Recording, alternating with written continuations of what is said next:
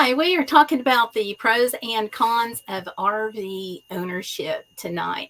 My husband and I have a travel trailer in addition to my van camper. So we're going to talk about, what are some of the pros and cons about owning the travel trailer in this video, and then in this live stream, and then next week on the live stream, we're going to talk about some of the pros and cons about owning a camper van. So a lot goes into owning a travel trailer that they don't always tell you about when you're shopping for one. And we're going to talk about travel trailer ownership, not really so much on travel trailer tips, but we are going to talk about it in the future, and also how to choose the best travel trailer for you to take on vacation or that road trip. Now, we have been joined by DSP and PNG.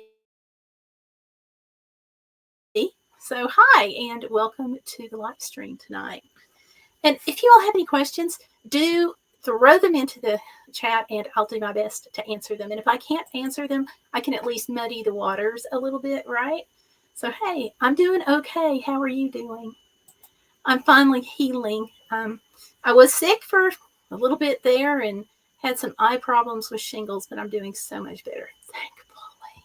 If I wasn't, I couldn't be out here in the travel trailer. Do want to point out that you may hear some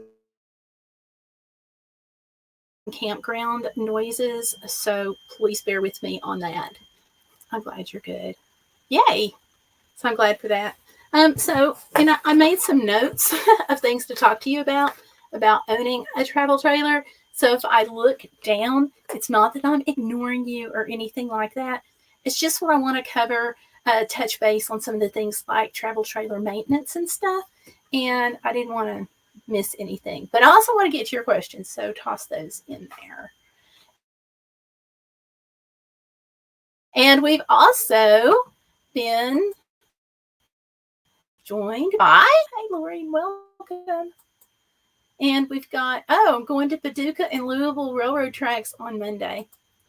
That will be fun. That will be a lot of fun. So I hope that my signal here is hopefully going to be adequate here. I just got a flag. Let me flip it up onto my cell phone too so I can check things out. Okay. Give me just a second here.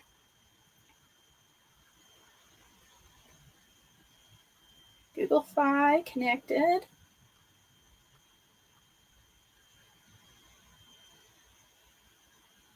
Well, it says I've got good signal on Google Fi. So we're going to hope that the campground's internet is good.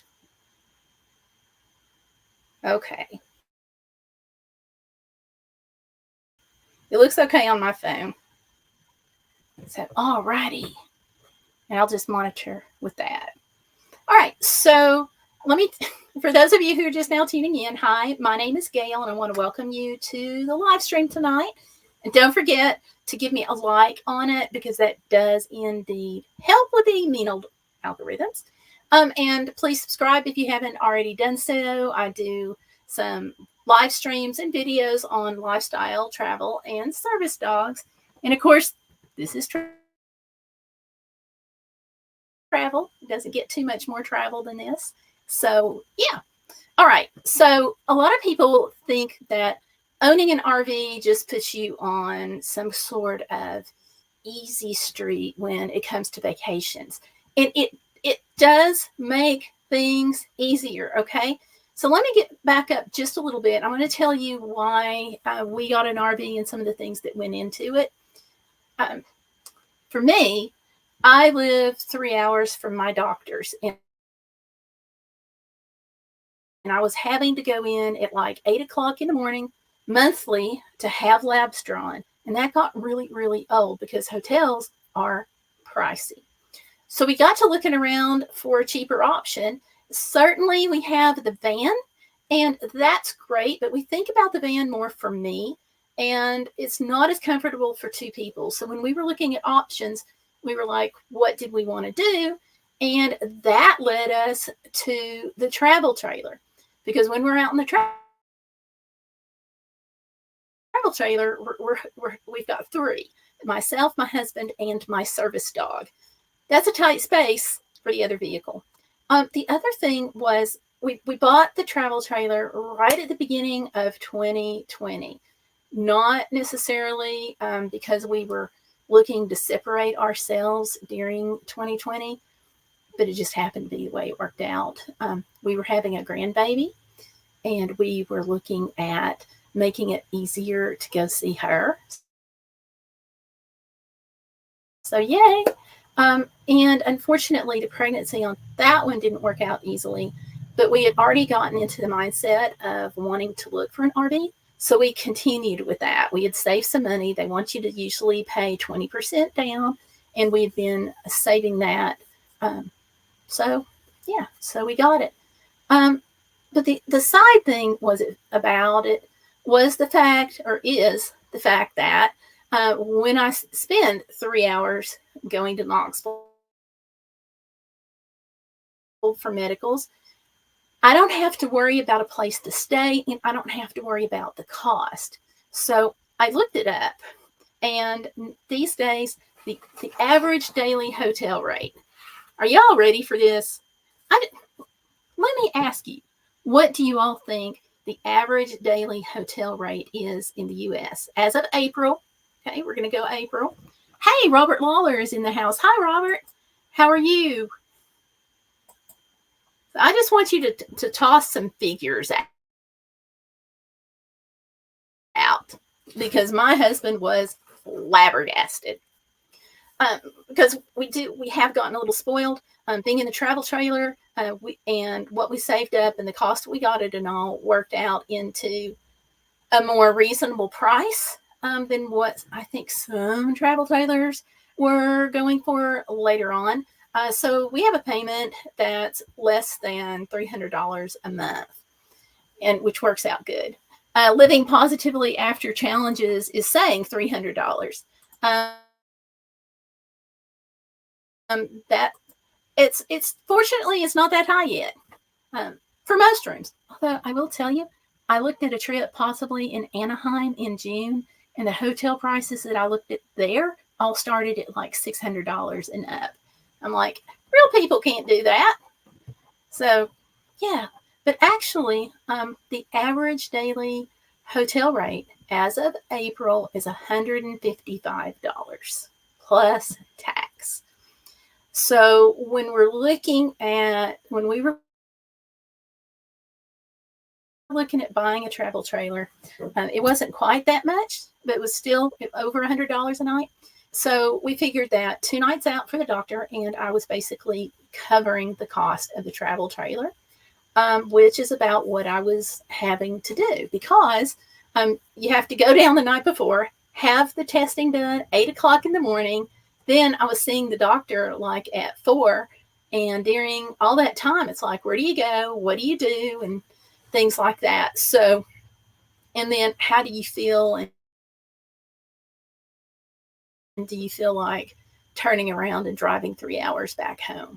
So we were often doing a couple of nights, and for us, the travel trailer was and is the answer. But there are some pros and cons to come with that ownership. Now, not everybody is going to have the same medical needs, thank goodness, that we do, which is great. But there are still considerations for, trying to decide what you want to do. So for us, shopping for a travel trailer began on the internet. We looked at floor plans, designs. We had an idea about what we wanted to spend, which was really good when it came to buying the travel trailer, because we were able to go to the dealership and say, we are not spending a penny more than this. And it was really to our advantage.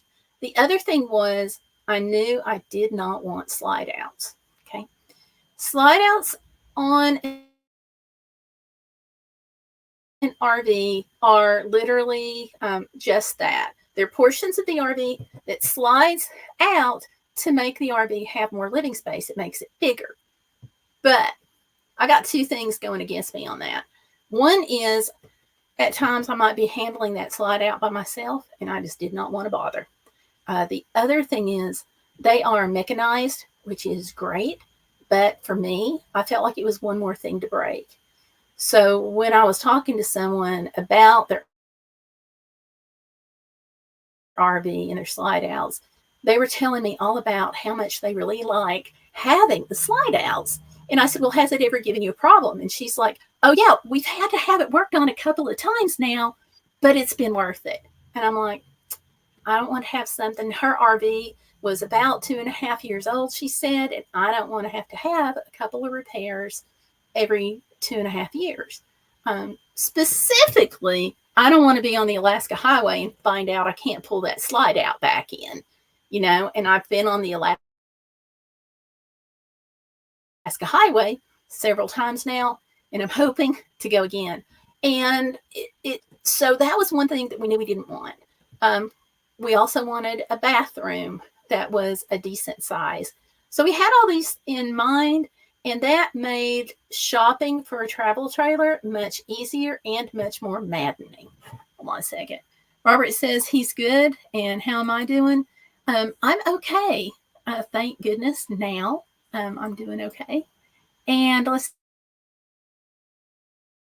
see. Living Positively says, I've looked around and found $500 to be on the high and $100 to be on the lows. Ridiculous, I know. It makes you think to go on vacation.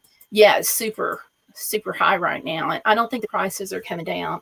But the hotel average daily rate came from Statista, Statista, at $155 as of April 2024. Crazy.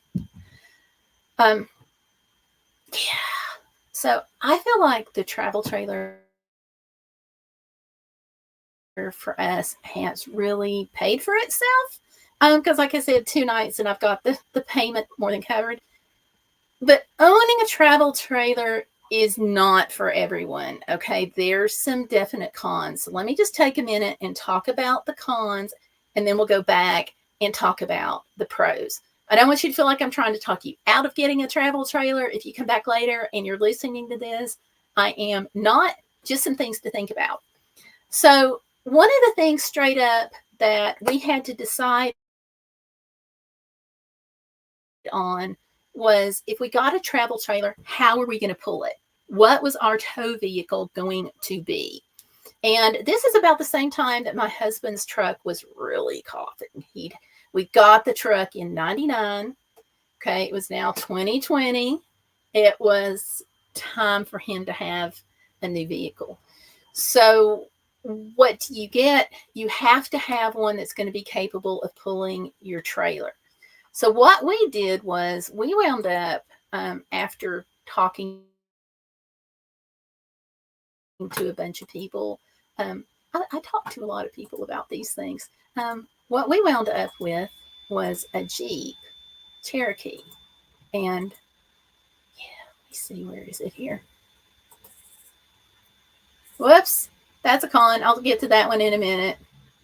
Stop sharing. Okay, here we are. And I think that probably this is the smallest vehicle that I would want to pull something like this. It's not big, but there we go. It's not big, but it's big enough to do the job.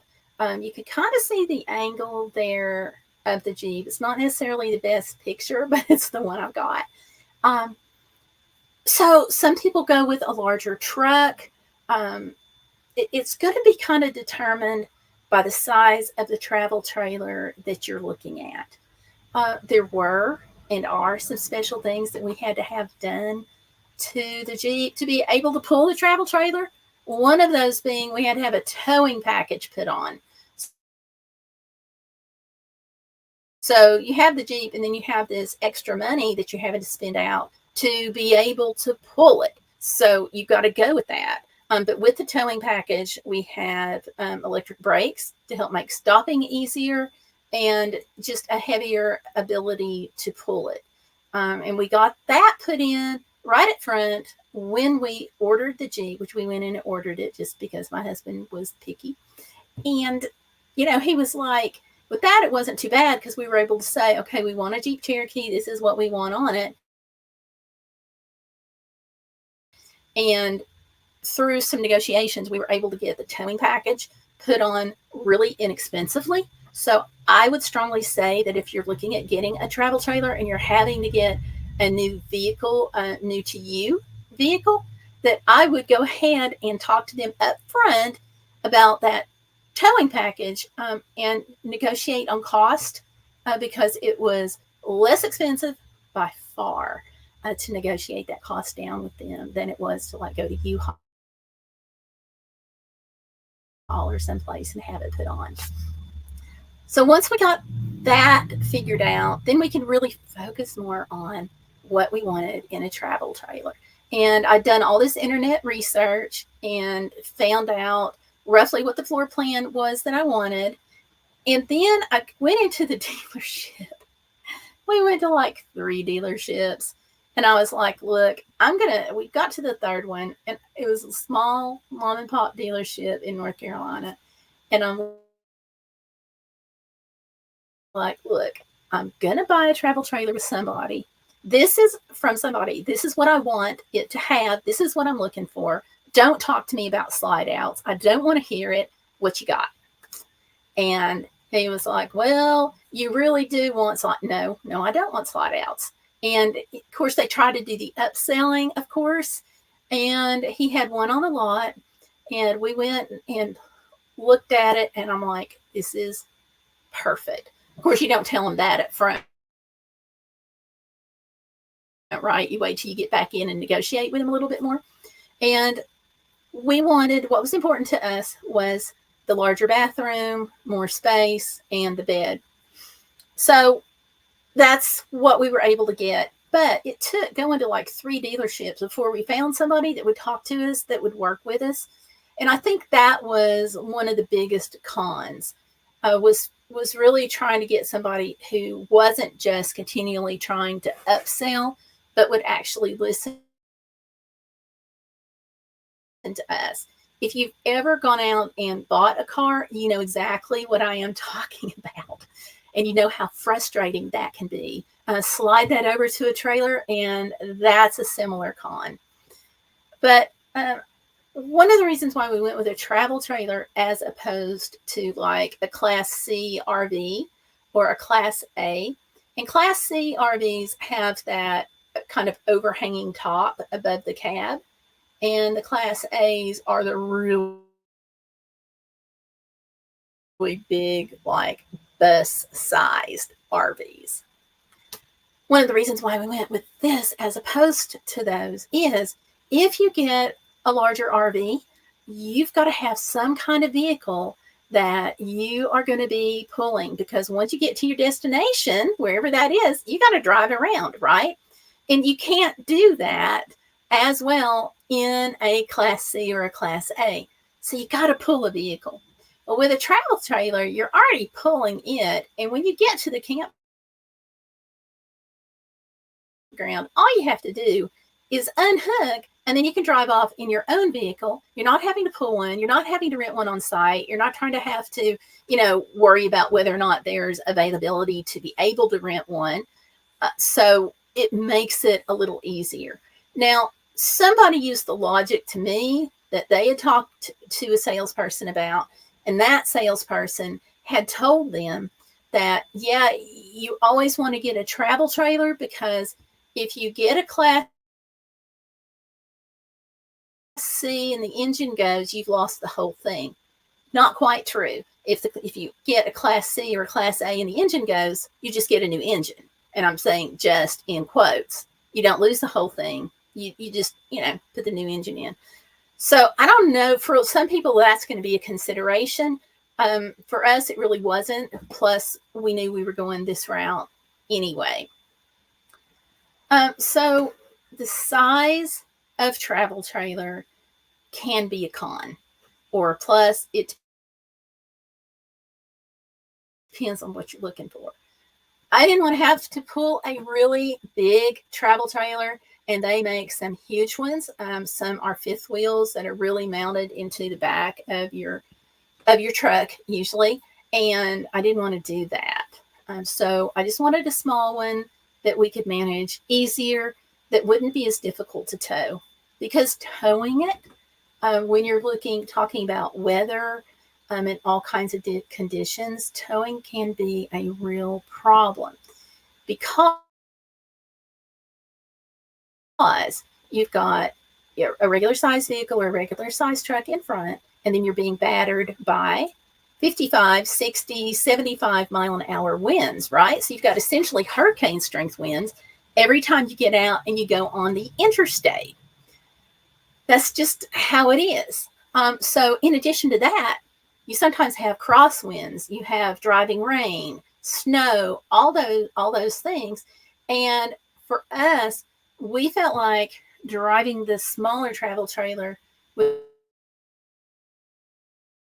be better than getting the big ones, but we did make that trade-off in that we can't put as many people in it. But actually for us, that kind of worked out good, because we also don't have as many people wanting to go with us places. I have a friend that happened to.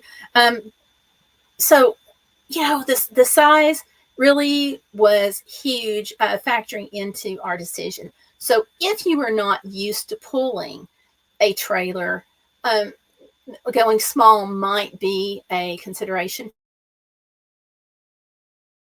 for you. My husband grew up on a farm, so he's pulled trailers like all of his life, and that experience factored into our choice.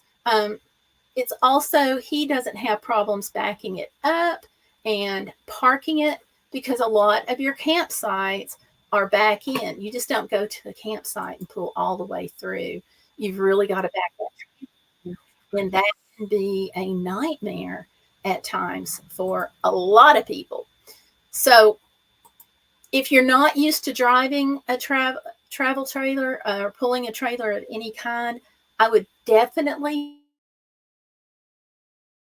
suggest taking a course. Talk to your RV dealer and find out what's available there that you can do, that you can get into. So those are some of the pros and cons with size.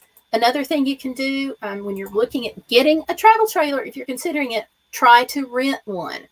There's RV America and all kinds of sites where you can rent an RV. So even if you don't tow it, some places have it set up at campgrounds where you can rent it and stay at the campground.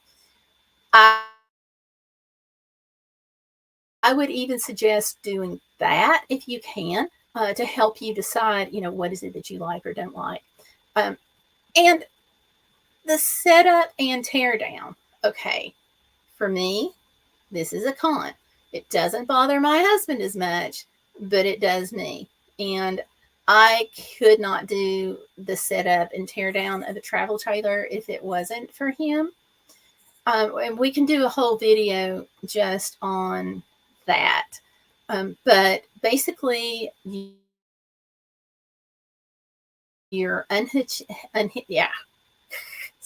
Basically, you're parking it for the night. You're unhooking it. You're setting up stabilizers. You're hooking up the electricity and the water and the sewer dump, and you've got all that to deal with. Whereas, like me in my van, I pull up, I park it, I hook up the electricity, I'm done. So yeah, I have a porta toilet that I use, and it's just not as much to hook up.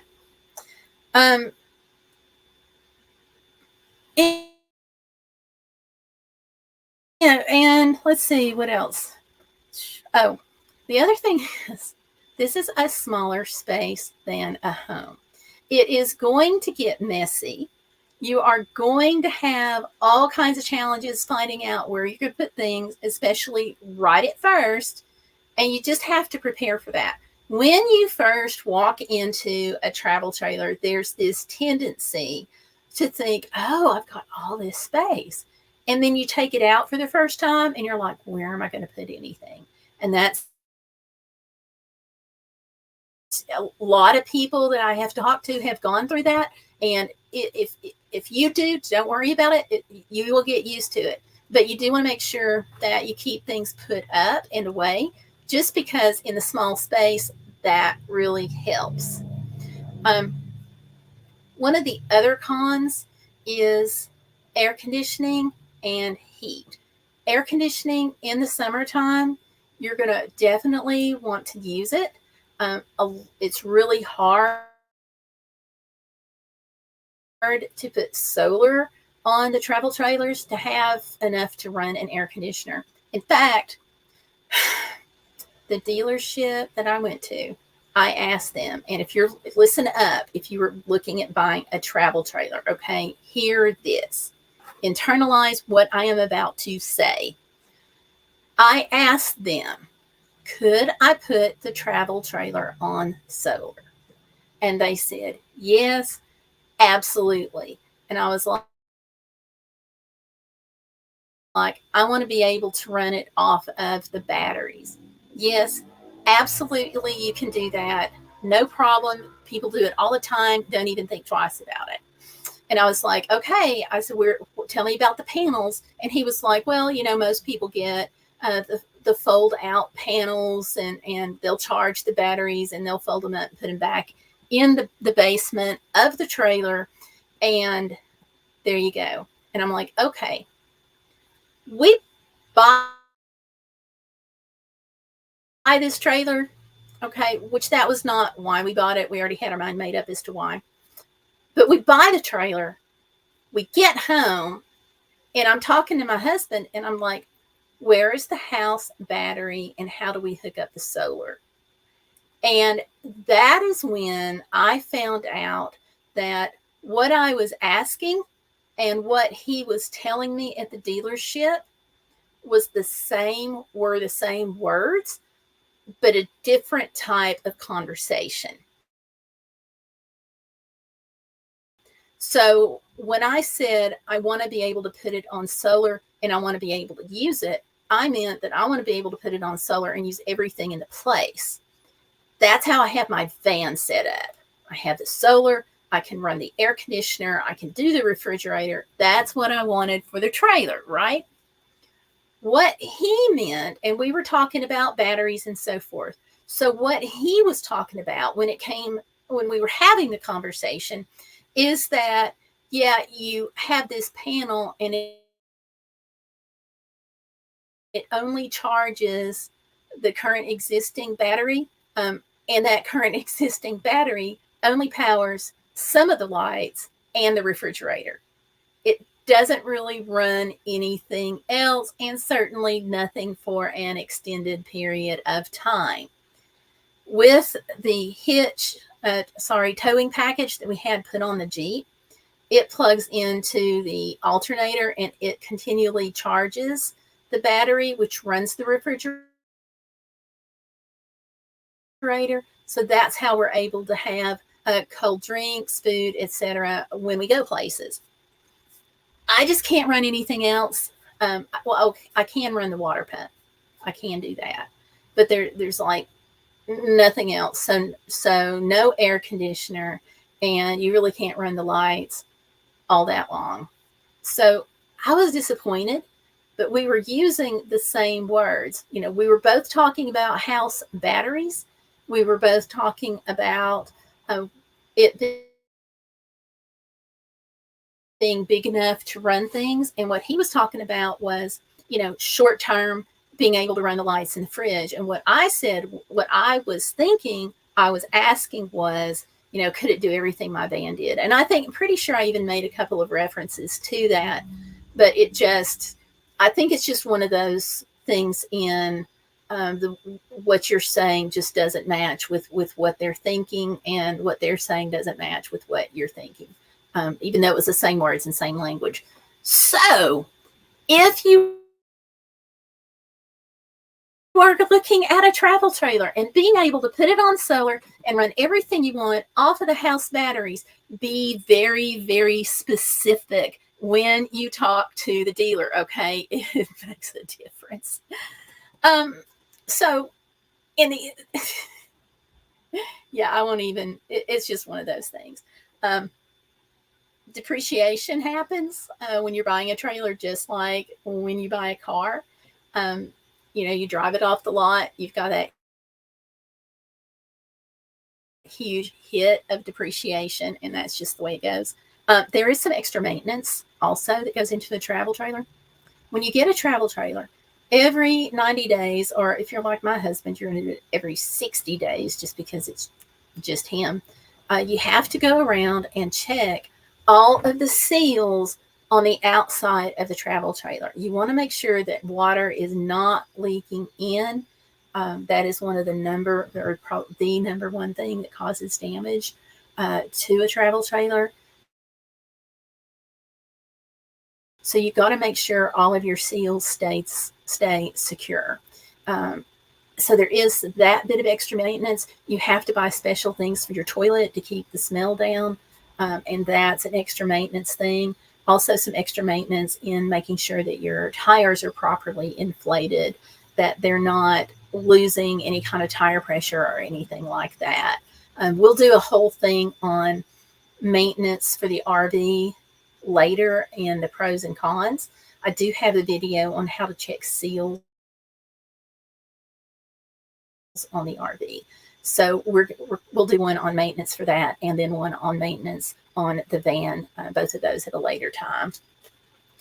Let's see. Oh, okay. She said, Lori, living positively after challenges, said, oh, hubby grew up on a farm. I love it. I want my cowboy. If the farmer wants his wife, has an older woman, there you go. There you go. He's awesome. Is it easy to use RV hookups? Yes, but it is easy to go out and hook everything up. But for me, the problem is the bending over and the twisting. So if you're a disabled woman out there, you may have trouble with it. But basically, you're just pulling the cord off the side of the RV. You're to plug into the electricity. You are just plugging up the water through. Basically, it's a garden hose, except it's suitable for water. And you're pulling the tubing out of the RV for the dumping portion. So it's not that it's really hard. It's just that there's several steps, and where I have balance issues, it's not something that I can do. So yeah, it's not hard, and we'll do a video on it, and I'll show you. It does take a few minutes, and let's see, I'll show you that. Show you a little bit about what I mean, if this shows it at all much. Okay. My phone is yelling at me. Okay, hopefully you can see this. Whoops. There we go. So when you go to hook up the RV, we are at, this is actually at a dump station, but the hookups are similar. You have these, or we have these black caps on the side, and that's got the cord for the electricity, and you literally are just pulling it out. And then over here, this black cap, right here in kind of the middle, right above the tire, that's where the hose fits for the water. And then this long black hose is, that's for your tanks. So you're literally, you're pulling that out, and that's just, it's really not that big of a deal, except for, bending over for me. But then not everybody has foot drop and balance issues, and there you go. It does take us probably about 10 minutes, I would say, to drain the whole tanks. Do the black first, and then wash it out with the gray being your shower water, your sink water, stuff like that. So yeah, I hope that helps. And there's hubby standing there saying hi. So yeah. Hey, Peter Parker is in. Hey, Peter. Welcome to the live stream tonight. Nice trash can. Yep. It's outdoors. So yeah, nice and big. And some campgrounds don't have trash cans. You actually have to, any trash you generate goes out with you. Oh, which is a little frustrating. Or sometimes they'll have dumpsters and they'll be on the other side of the park. Yeah, so yeah, we'll talk about that later. um, Weather in a travel trailer, oh my gosh, that is definitely, I think, a con. We have been with this travel trailer, we have been in tornadic weather. We got to the Outer Banks one time and they were having a gale. So we had gale force winds. And so, you have my name's Gail and you have gale force winds. So we had lots of stormy weather going on. So the travel trailer was rocking back and forth. And so my husband had it stabilized. We have the stabilizers, basically jack stands that go down and help keep the trailer in place. But it made some really nervous and rocky moments, not just rocky the trailer, but rocky like emotionally. Um, yeah, so that can be a con. I understand that if you're in a big class C, you don't have as much rocking, but you still have it. And for me, as far as comparing this to the van, I don't have as much rocking in the van as we do in the travel trailer. So icy roads, that was interesting with a travel trailer because you have an increased risk of sliding on the icy roads. Too much refried beans, Kale. I guess. Yeah, could be. No, not here, not with us. Um, so something though that you do want to watch out for because you're in an enclosed space is what you cook and what you eat because everything stays in the trailer. And sometimes what you cook is noticed by people on the other parts of the campground, basically, like your neighbors, or if you're in a parking lot, you know, you'll have that because you've got a small space. So, what you do is if you can't run the air conditioner because you don't have solar to do it, you're going to open up all the windows. So, we have been walking by a campground and all of a sudden smelled bacon when somebody was making bacon. We have smelled lasagna being cooking or spaghetti, something like that. We smelled that being cooking. So if the food smells bother you, that might be a con for you. But you're also going to have that, if you're in a class C or whatever. Insurance. Here's the thing about insurance, and this, again, listen up on this, okay? When it comes to insurance, there are generally two different types of insurance. One will pay off the trailer and help you pay costs of another one. It will cover the whole thing. Some other insurance will cover only the payoff amount on the trailer. So it's full market value or it's payoff. And you want to be really careful when you're buying insurance and make sure that you're getting the right one for you. You're going to have some kind of insurance if you finance it, just like you go with a car. But pay attention to exactly what you're buying because you need to know. So just as you would with homeowners insurance, rental insurance, car insurance, you're going to read that fine print and you got to do the same thing for the travel trailer. The other thing is about the travel trailer, none of the insurance companies that we talk to would cover the contents of the travel trailer. So if you are out and somebody breaks in and steals your stuff, then that's not going to be covered with your travel trailer insurance. what we were told is that would be covered under our homeowner's insurance. So we went through and we made a very careful video with serial numbers of all of our electronics. And we also have a list. So if we're ever out, and God forbid somebody breaks in, then we have all that written down. You're still going to have your deductible just like you would on a car or anything else. So you want to get the insurance policy that fits your budget and makes your lending company happy. Okay. So that's the thing about insurance, because a lot of people don't realize the two different types, and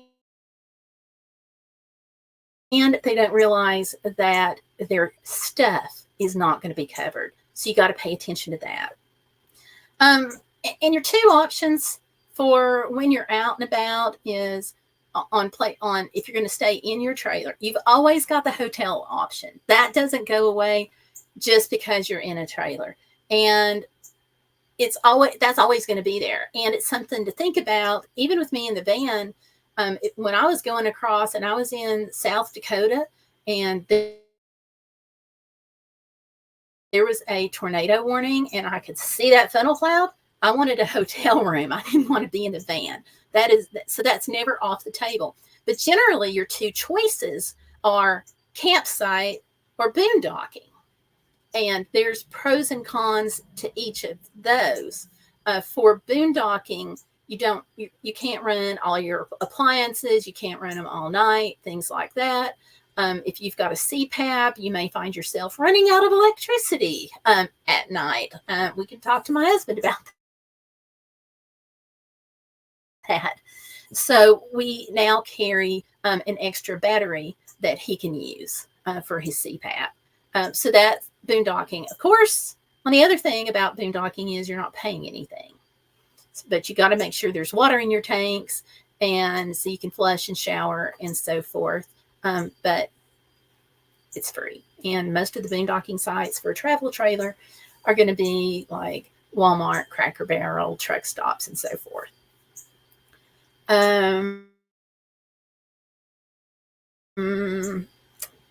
Campsites are, when you use those, like I said earlier, most of those are back in, so it can be a little challenging. So you're going to want to practice parking. Let me see if I can get a thing up about that. Show you a photo here. Sorry, y'all. That's Pipsy. Sorry, that's my service dog. Sorry about that. I obviously hit the wrong button.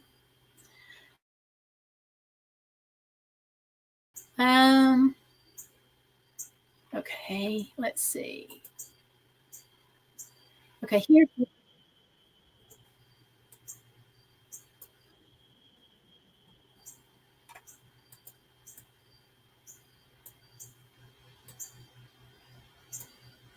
Okay, there we go. I'll show you this one. Sorry about the dog. Peter, thank you so much for coming in tonight. I appreciate you stopping in. So the campsite, as you can see, we are by a creek or a river. I'm not really sure which, but it's a back in. You don't have a lot of space between the side of the trailer and the grass from the campsite. So if you're not used to backing into a tight space, then you want to get a pull-through campsite, and those can be just a little harder to find. You're also going to pay more because they tend to be at a premium. But they're doable. They're doable. And something I like to do for boondocking, one tip, I love this program. We are Harvest Host members because I love being a Harvest Host member. With this, you pay an annual fee. I forget what the fee is, but you pay the fee. I'll link it down in the comment section. And for that, you can spend the night at a huge number of distilleries, wineries, farms, businesses for $30 a night, and a lot of them have electricity. Some places don't charge. Like there was a church, and they're like, "Nah, put a donation in if you want to," and it's great. I love this program. So we got to go to a church, for example, and this is their parking space in the back of the church. And you can't really tell, but there's actually a driveway coming up from in the back there, and they had trash cans, which was wonderful. And we just pulled up next to the curb, and we were pulling in the whole time. And then when we finished, we just pulled out. And they didn't ask for anything. They said put in a donation if you want to. If not, don't worry about it. So you have that option, which really pays for itself.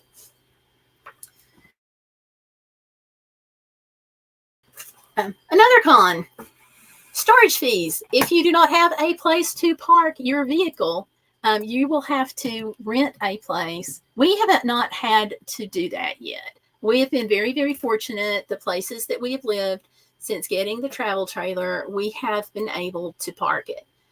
But if you can't, your only other option is to, go to a storage lot and try to rent one there. Let's see. What else do I have on the list? Fuel, of course. If you're pulling something heavy behind you, you know that the fuel is going to go, it's just expensive. It's going to tank your fuel mileage. But we have felt like, even with that, with today's costs on everything, including the hotel bills and stuff, we've run the numbers. And we are still, like when we go out to see our grandbaby, we are still coming out cheaper. Even though we're paying more gas, we're still coming out cheaper with the RV than we would with the hotel rooms and so forth, especially because they're so stinking high. It also makes it easier to be out there with our daughter and anybody that we go to visit, because you've got your own space to stay in. So you're not having to occupy an extra room or the couch or anything like that. So it makes it a lot easier and a lot less stressful. Plus, you can cook in the RV, and your eating out expenses just completely became optional because you're in the RV. Now, living positively after challenges asks, how much are camp spots? They are all over the place, really. Now, I will tell you one big secret that everybody needs to know if you have a disability is you can get the National Parks Access Pass for people who are disabled. Those passes are free. And with that pass, you get 50% off at most national park campgrounds. But you also get a discount on Army Corps of Engineers, TVA, and really any of those government soup type agencies, national parks, National Forest Service, and so on. It really cuts the cost. So, a couple of years ago, we were on National Forest Service property, and we saw campsites for a whole whopping $10. Wait for it, full price. Half price was $5. Now, those were boondocking sites. They didn't have electricity or anything, but you were in a good, solid area where you didn't have to worry about a knock on your door telling you that you were parked someplace you shouldn't be and you needed to leave. That has not happened to us, but it has happened to people that we know. So there you go. So it can range from that price on up to, I think we paid $20, $25 for the campsite that we had the other day outside of Knoxville. There's a campsite over on the Outer Banks. It's with the discount. It's $20 a night. It's like $40 a night. Otherwise, it's got a dump station and electricity is what it had. So water, electricity, and then the dump station, which the dump station just means that it's not there at your campsite. You have to go someplace else to dump the tank. So it's not really that big of a deal. Love's charges $45 at their campsites. Let's see. So yeah, around that. But now there are places where the campsites are pretty expensive. If you go to Walt Disney World, you are not paying $40 for a campsite if you're staying on Disney property. That's going to be, depending on the season, that can be $160, $180. But for the average, you're looking at a lot less than that. And there are even some places. We were going through, let me see if I've got a photo of this. We were going through Tatum, Texas, which is this kind of nowhere place. But to get people to come and stay, they have a campground with hookups that is totally free. So we didn't have to pay anything. Okay, and that's not coming up. It was right across from a nice park too. So, you've got a few of those. And so, yeah, they're all over the place with costs.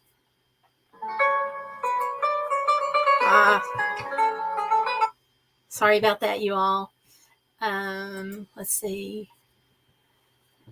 And so storage vehicle towing. Oh, the pulling the trailer does increase your wear and tear on your vehicle. The other thing is, when something goes wrong with your travel trailer and you have to have a repair done, it can be extremely pricey because you've got, what on earth? Hold on. Sorry. It can be really, really pricey. So be prepared for that. Now we have got the warranty on the travel trailer, and it covers bumper to bumper. So far, everything that we've had done, we've been able to file with the warranty on the trailer and get it all done. And that lasts until we pay it off. And a tip about buying the warranty, our first year was totally covered. So when we bought the warranty, we waited and we asked the dealership and if it was okay. And so we waited until the end of the warranty period before it went out and bought the extended warranty to extend it for the times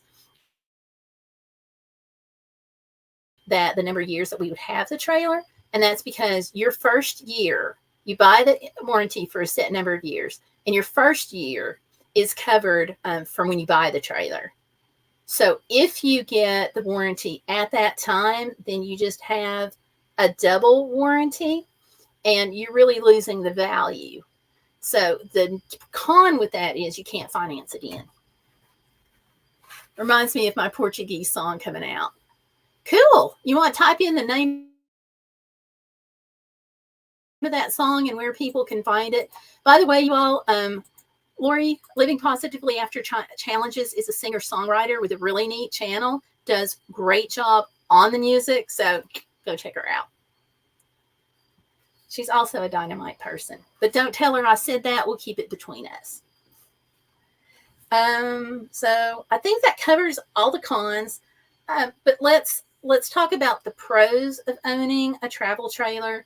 And there's a number of those. And they're more affordable than a large RV. Easier to pull than a larger travel trailer. Some of these I already talked about some. The other thing is the vehicle flexibility, because you don't have to tow your car. You just go, unhook it, and then do the sightseeing in your regular car. You're not having to tow an extra car behind you, which is really nice. There's all different sizes in travel trailers, so you can get whatever size you want. Some of them have 2 and 3 and 4 slide outs, and some of them, like this one, has none. So you can really kind of go with whatever's going to suit your lifestyle. Lots more versatility, I think, in travel trailers than there were at least in the Class C's that I looked at. And certainly they can be more cost effective than hotels can be. If you are the type of person who likes hotels and you like the swimming pool and the free continental breakfast, that's really not for you. If you're the type of person that you're not really going to use the travel trailer, then a travel trailer RV may not be right for you. Some people will buy the travel trailer and basically it sits either at storage or in their driveway, and they wind up using it for a week, week and a half, 2 weeks out of the year. And you're spending, let's say, let's pull a number out, $3,600, $300 a month times 12.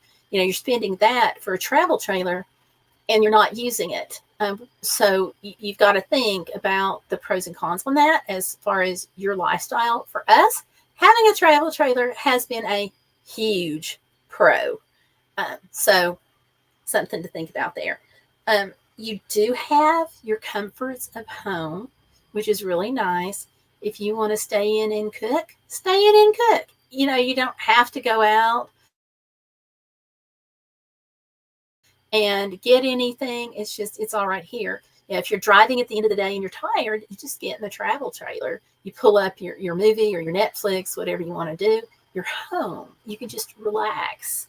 And certainly it can be more cost effective than hotels.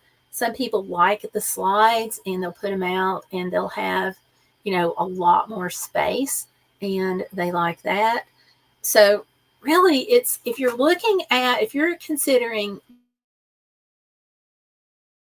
buying an RV, one of the things that I would do is I would sit down. In fact, we did this. Make a list of all your personal pros and cons. When do you think you're going to use it? How often do you think you're going to use it? What do you want your monthly price to be? How are you going to work that out? Because some RVs are very, very expensive, but they may offer a 10, 15, 20-year financing plan. So how long do you want to finance it? Things like that. Really think about it. Write it all down. Talk to your significant other if you've got one and really decide what you really want to stick with and then stick with that. For me, I knew what I wanted to pay and I knew what I didn't want to go over. So I was able to say, look, I'm not paying more than this. How do we work this out? And it was enough that we could get a new one, which you can buy used. That's another option. I wanted new because I don't see us getting rid of this for a long time. So yeah. Living Positively says, let me pull it up. No, Apple Music, Spotify, Pandora, iHeartRadio, Amazon Music, Peloton, and I'll sing back to you. She's awesome. Y'all, she's awesome. And sometimes renting a trailer is better. Yeah, you can do that. Now, sometimes when you're renting, they want to make sure that you can drive it and your insurance and all that stuff. But that's for you and the rental company. But for us, the travel trailer has had many, many, many more pros than cons, cost being a big thing. So for us, a sample trip, for example, is going to be, I'll just pick on going out to see my grandbaby. And sweet thing, wonderful. I have like the best friends, the best watchers, the best grandbaby. I have just, y'all are awesome, says my grandbaby. So anyway, we're going to pick on going out to see her. So we're going to drive out. There are 3 nights between here and there that we're going to spend out. And of course, that's 3 nights back. So that's 6 nights that we spend out on the road. Then we go see her and we have the travel trailer so we can spend the nights in the travel trailer. And when we stayed out there last, we were able to get into a city park for like $20 a night for, sewer hookups, water, and everything. So just on hotel costs alone, we would have spent easy, $3,450 and tax. because the $155 a night that I quoted you did not include tax. And a lot of places have anywhere between 12 to 17% tax easily, and some more than that. So we would have spent easy, I'm going to say $500 a night each way. And then some of the meals, we were just like too tired to go out and get something. Just go to the camper, go to the travel trailer rather, and cook something, fix a quick sandwich. So we didn't eat out as much. So that really reduces our cost. So, you know, $500 each way on campsite, on hotel rooms, that's $1,000 right there. So you can see how it can be cost effective. It does tank our gas mileage, but even with that, you can go to a program called Travel Math, and it's travelmath.com. I freaking love that program. You can, once you're there, you put in what your vehicle's gas mileage is, and it calculates, you put in the route where you're going, and it calculates it for you. So you know exactly what you're going to spend on gas. I do tend to add 10% to that, just to allow for stuck traffic, mountains, things like that. But it's been really right on the mark. So yeah, you can do that, and then look it up for yourself and see if you think the cost for you are going to be worth it. So for us, it was. So yeah. So those are some of the pros and cons. You know, you have more freedom, but the trade-off is you also have more maintenance. But the pro is you've got more freedom. Like with the travel trailer, if my husband has 2 days off from work, we can take this travel trailer out when he gets off from work that night 1 and spend night 2 at the campsite, and then come back on the 3rd day. And we don't even have to think about it. If we want to go spend the night in a parking lot for a couple of nights, we can do that. You're going to hit more than one parking lot, but you know what I mean. It's just, it makes it lots easier to travel and be out there. So, yeah. So, yeah, I hope this has answered some of your questions. If you have other questions, you know, do definitely drop them in the comments, and I'll come back and answer them. But this is what I have on my list to talk to you all about. So, yeah. So thank you all for hanging out with me tonight. I really appreciate you. I appreciate seeing you and everybody being out here. So, Living Positively says she loves my grandbaby. Thank you. She's growing up. Totally off topic, but she is growing up. And she's learning to climb. So my daughter sent me this photograph of her and the baby, who's now a toddler. I can't believe she's almost 2.5, was climbing onto the gate of their farm, and she's just hanging out there. She's about halfway, 3/4 of the way up the gate, just hanging out. And I'm like, oh yeah, I remember those days with her mama. So yeah, that's my grandbaby story for the week. Well, good. I'm glad it was interesting. Hope it was helpful. Again, you know, leave me a comment, ask any questions that you have. And of course, subscribe if you haven't already done so. And definitely give me a like on the video. That really does help. So, yeah. So, all right. Well, thank you all for hanging out. Lori, I hope you have a great week. Everybody else that's hanging out with me, y'all go be bodacious. Don't let life get in the way of living, and just have a great and awesome week. And I will see you back here Saturday, 7:30 Eastern.